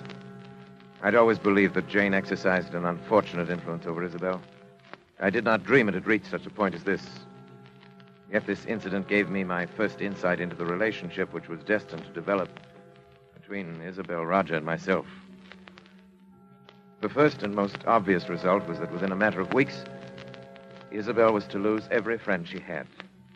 We became further estranged as each day passed. It was difficult to speak of even the most casual things with this strangely terrifying specter of truth always at our elbow. The situation reached its inevitable climax the evening that Leopold Sarinsky, the famous conductor of the Los Angeles Symphony, was to call on Isabel with a view to resumption of her professional career under his auspices. I gave a great deal of thought to that evening. It had to be handled with a great... Robert, you will help me, won't you? Of course I will, darling. I don't know whether you realize how important it is to me. I have nothing but the music now. I've been working so hard. Playing sometimes half the night Yes. while you were asleep. I've heard you. Sometimes it seems that the piano's all that's helping me to keep my sanity. My darling, I want you to let me prescribe something for you. Time we face this thing, your trouble, I mean. Robert, does he have to have dinner with us tonight? Roger, Isabel, you know how I stand on that. Oh, yes, but just Now, this one. Even once, Isabel, keep him in his room like a spoiled child when we have guests. Isabel, it might undo everything I've accomplished in weeks. Oh, of course. You're right. But, Oh, Roger, come in. Robert, I was wondering if I mightn't be excused just tonight. You're having dinner with us, Roger. Must I? You know you must, Roger, and you know why. Why, Roger, don't you want to meet the great Leopold Sarinsky? He's really a wonderful person. Yes, indeed, I would very much. You know, I made my debut with him in 1934. I did a concert with him every year until I... Isabel was very talented, you know. I was? I am. Oh, Roger, I'm going to play with him again. He wants me to open the season in November. Can you imagine what that means to me? I'm so glad, Isabel. And Robert has finally given his consent. Haven't you, dear? I'm sorry, what was it you said, Isabel? I said you'd given your consent to my playing with Sarinsky. Well, Isabel, you know I don't want you to think that I'd ever stand in your way. I know, dear. Roger, I'll do the Emperor Concerto, and you will come to hear me. You do want to, don't you, Roger? Please, Isabel, don't ask things of me that can't... What's the matter? What's the matter with both of you? You act as though you thought I wouldn't be able to appear. As though the whole idea were hopeless or something. Isabel, please. I am going to play. I'll be better than I ever was. You know I will, don't you? Don't you? Of course, Isabel. You play wonderfully. Roger. No, Robert, you're very certain that Isabel will be prevented from ever playing again by death. Death? Oh, Isabel, forgive me, please. By death? No. Oh, no. Please, Roger, it's not true. Tell me it isn't. Roger, answer me. Answer me. Roger, do you hear me? Answer me. Answer me!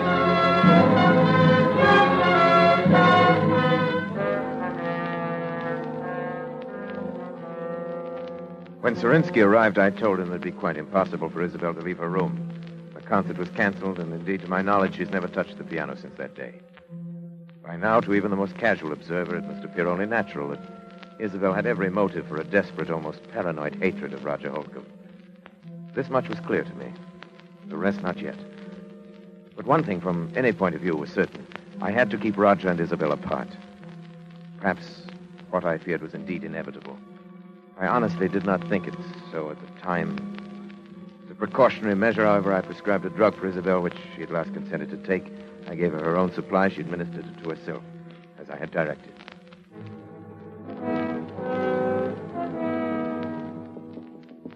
Roger?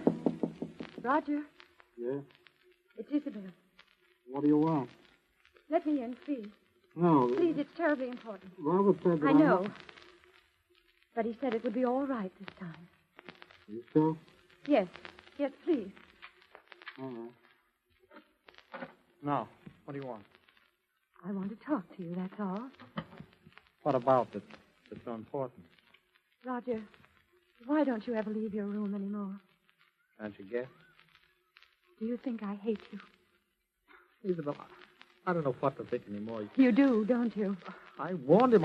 I told him it would happen. Now I'm going mad up here thinking of the anguish I've caused you. But, Roger, I don't. You must believe me. I know what it's been like for you having me here, Isabel. Roger, you see, for the first time in my life, I think my husband is wrong about something. Wrong? Yes. Don't you see? He's been worried about both of us. And so this distrust has grown up between us. Well, I don't distrust you, Isabel. You've been more wonderful to me than I But can say. you're afraid of me. And that amounts to the same thing. And it's bad. For the both of us. It's hurting both of us. I've often felt I wanted to talk to you, to beg your pardon. Oh, you don't have to do that. We're both sick. But I think if we saw each other sometimes, if we talked the whole thing out, it would help us both. Well, does Robert think so, too? No. Then he didn't tell you it was all right to see me. No. I lied to you. You what? I lied to you. You lied to me. And it didn't happen. Isabel, don't you see? I am getting well. It didn't happen. I know. I don't think it does happen anymore. Except with Robert. With Robert? What makes you think I don't know. Something about the way he acts. The way he is. Oh, but Isabel, he is curing me then. Perhaps you shouldn't have come No, up with... no, don't you understand? We must see each other. We must talk. No, listen. Isabel. Robert, something's happened that I must tell you Please, about. you're completely overwrought. Oh, but Robert, if I must insist. Isabel, why did you do this? I'm You have to have sorry. a sedative right away. Isabel, get the bottle from your room. Mine? Yes, please, hurry. All right. Robert, she lied to me. Yes, I know. But, Roger, I must absolutely forbid you to talk now. You must trust me. All right, but later I want to have a long talk with you. Of course She we lied. shall. Here it is. I brought my hypodermic, too. I'm glad you did. The other one's mislaid somewhere. Will you give it to him, please? I? Yes, I'm sorry, but this has upset me rather badly. My hands are shaking. Robert, I'm terribly sorry. No matter now. Give him the hypodermic in the upper arm. That's right. There.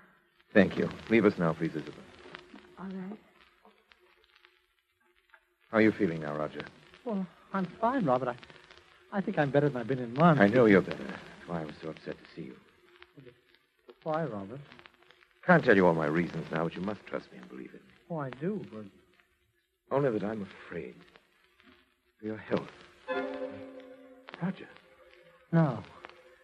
You're afraid of murder. What? Murder.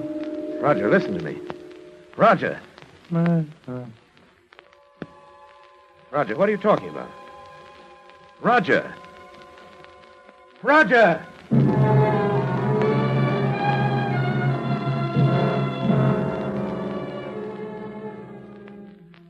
It was clear to me now. I knew I must take immediate action. I knew that the most terrible consequences might result if Isabel were alone with Roger, even for a moment. But he knew that he'd said so. There was no other explanation. I thought it through most carefully. And yet no plans are perfect. No man is infallible.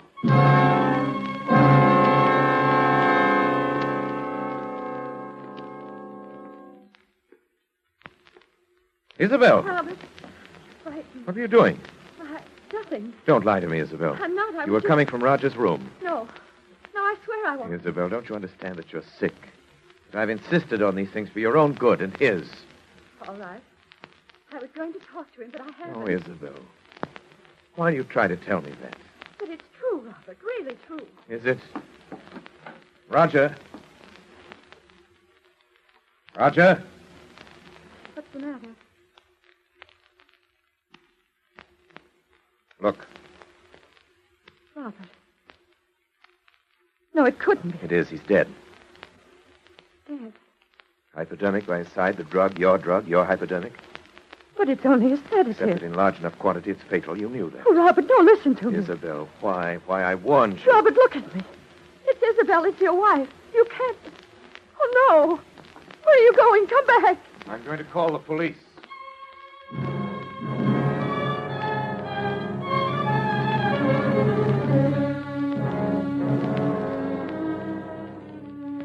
It was perhaps the most terrible decision a man ever had to make, even though it did come not as a shock to me, even from my point of view as a scientist. It was terrible enough. Yet it had to be done, and I had done it. I did not speak to her as we waited, and she made no further attempt to appeal to me. She seemed utterly stupefied, perhaps as a result of the drugs she'd herself been taking. Perhaps because she suddenly realized she was hopelessly trapped. When police arrived, I told the story with as little emotion. Yes, there are fingerprints, all right, on both the bottle and Those the would be hypodermic. my wife's, of course. They both belong to her. Is that true, Mrs. Graham? Yes. Dr. Graham, do I understand, then, that you are formally charging your wife with the murder of Roger Holcomb? Well, you could hardly expect me to do that, could you? I'm simply telling you the facts. Yes, but you said she hated Holcomb, and you knew it. My wife has been mentally ill for some time. There are many people who can testify to that. You plead insanity, of course. Dr. Graham, I can't tell you how sorry I am, but the things you have told me add up to only one thing, as you yourself obviously recognize. Yes. Your wife, Isabel Graham, murdered Roger Holcomb. What did you say? I said your wife, Isabel Graham, murdered Roger Holcomb. No. I murdered him.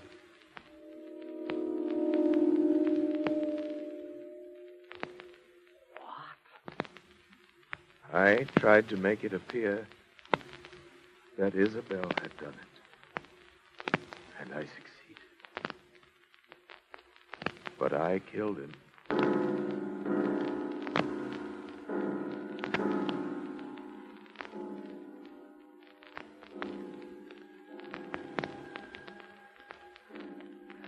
No plans are perfect. No man is infallible. Yes, I killed Roger Holcomb. And he himself revealed the truth. I'd planned to dispose of Isabel for many months. I'd never loved her. I'd loved only science. I wanted her money, and Holcomb found it out. That was the risk I ran. But any chance lie in his presence, either by Isabel or myself, bring out the truth, and it did. I had no alternative once he'd discovered that but to kill him. It's easy enough to throw the blame on Isabel. I had not counted on that terrible compulsion for the truth. That strange affliction of Roger Holcomb's. Its power over me. Did it transfer itself at his death to me? Or was it conscience? It's a pity that it had to end this way. It was a fascinating case.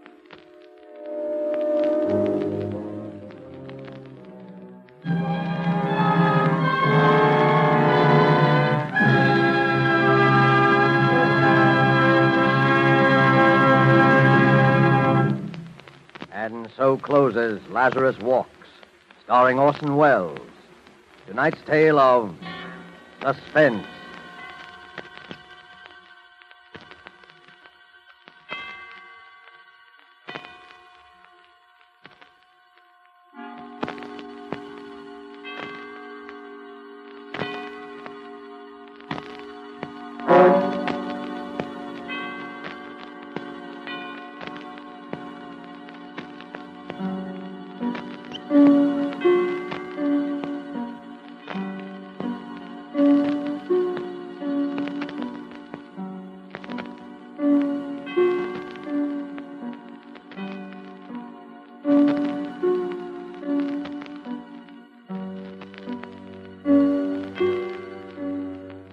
This rebroadcast is a presentation of the Armed Forces Radio Service.